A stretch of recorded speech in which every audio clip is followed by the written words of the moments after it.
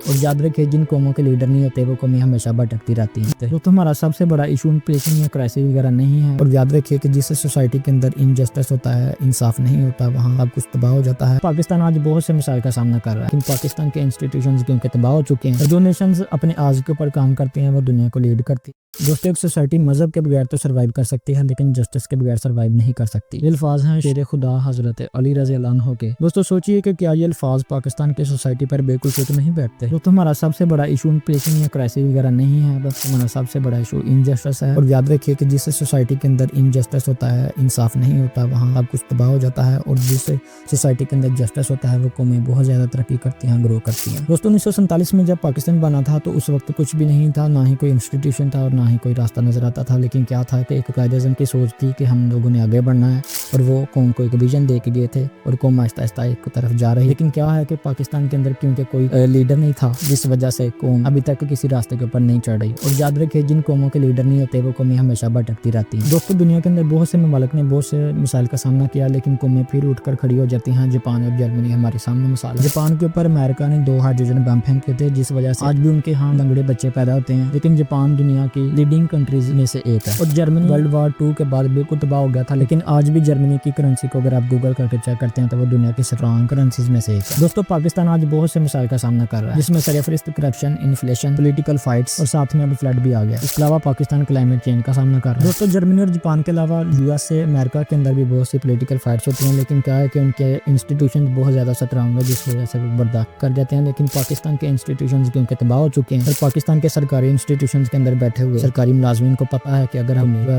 ٹھیک نہیں تو ان کو پوچھنے والا کون ہوگا، جس وجہ سے وہ کھلے عام کرپشن کر رہے ہیں اور ملک کا بالکل بیڑا گرک کیا جا رہا ہے۔ دوستو مہاتما گاندھی نے اس کے حوالے سے ایک بات کہی تھی، the future depends on what you do today. اس کا مطلب ہے کہ آپ کا مستقبل اسی بات پر ڈیپینڈ کرتا ہے کہ آپ آج کیا عمل کر رہے ہیں، اور جو نیشنز اپنے آج کے اوپر کام کرتے ہیں وہ دنیا کو لیڈ کرتی ہیں، اور جرمنی اور جاپان اس کے اندر ایک نمایاں مثال ہے جنہوں نے اپنے آج کے اوپر کام کیا تھا اور آج وہ دنیا کو لیڈ کر رہے ہیں۔ اس کے علاوہ دوستو پاکستان کا ایک بہت بڑا مسئلہ ایجوکیشن ہے، اور ابراہم لنکن نے اس کے حوالے سے ایک بات کہی تھی کہ education is the most powerful weapon you can use to change the world. اس کا مطلب یہ ہے کہ آپ علم کو بطور ہتھیار استعمال کر کے دنیا کو چینج کر سکتے ہیں، دنیا کو تبدیل کر سکتے ہیں، اور ہمیں اپنے ایجوکیشن سسٹم کے اوپر بہت زیادہ زور دینے کی ضرورت ہے۔ لیکن بدقسمتی سے آپ کو ایک نئی خبر سے آگاہ کرتا ہوں کہ 1 اکتوبر 2025 سے تمام سرکاری اسکولوں کو پنجاب کے اندر جو ہے وہ پرائیویٹ کر دیا جائے گا، اور یہ اس کا آفیشیل گزٹ جو ہے وہ بھی اناؤنس کر دیا گیا، آپ دیکھ سکتے ہیں۔ اور پاکستان کی جو ایجوکیشن ہے، خاص کر پنجاب کی جو ایجوکیشن ہے، اس کو ایک اسٹیپ بیک لیا جا رہا ہے، دنیا آگے جا رہی ہے، پاکستان پیچھے جا رہا ہے، اس کی کوئی لاجک سمجھ نہیں آتی۔ پاکستان کے اندر 2017 میں لاسٹ ٹائم پنجاب کے اندر جو ہے وہ سرکاری ٹیچرز کو بھرتی کیا گیا تھا، اس کے بعد سے لے کے آج تک 8-9 سال ہو گئے، ابھی تک کوئی بھی سرکاری نوکری کا اشتہار نہیں دیا گیا، اور ہر دوسرے تیسرے میں پاکستان کے اندر جو ہے وہ پولیس اور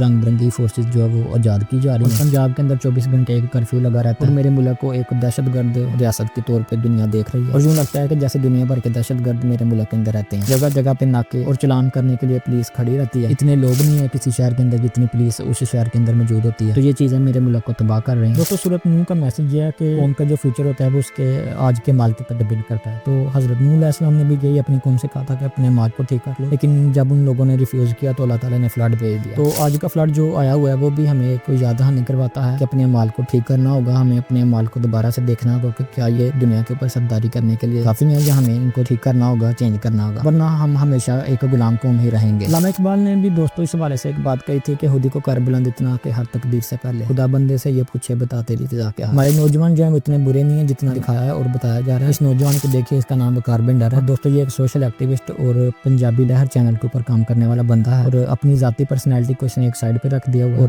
سیلاب کی اس مشکل صورتحال کے اندر میرے ملک کے غریب لوگوں کے یہ کام آ رہا ہے، انسانوں کے ساتھ ساتھ جانوروں کو بھی ریسکیو کر رہا ہے۔ اس بندے کو میرا سرخ سلام ہے۔ دوستو آخر میں آپ سے ایک دل کی بات کرنا چاہتا ہوں کہ پاکستان کے اندر اگر کوئی ادارہ اپنے آئین اور قانون کے لمٹ کے اندر رہ کے اپنا کام کر رہا ہے تو وہ 1122 ہے، اور 1122 کے نوجوان بغیر کسی تفریق کے امیر اور غریب دونوں کے لیے دن رات کام کرتے ہیں، اور جدھر بھی ان لوگوں کی ضرورت پڑتی ہے، پانی کے اندر ہو یا خشکی کے اندر، یہ لوگ پہنچتے ہیں۔ اگر کوئی میڈل یا تمغہ وغیرہ دیا جانا چاہیے تو ان لوگوں کو دیا جانا چاہیے جو قوم کے لیے خدمت کر رہے ہیں اور اپنی جانوں کی پرواہ بالکل نہیں کرتے۔ آخر میں سب کے لیے دعا ہے کہ جن جن کے پیارے بچھڑ گئے ہیں اللہ ان کو صبر جمیل عطا فرمائے، اور میرے ملک کو اس مصیبت سے نجات عطا فرمائے، آمین ثم آمین۔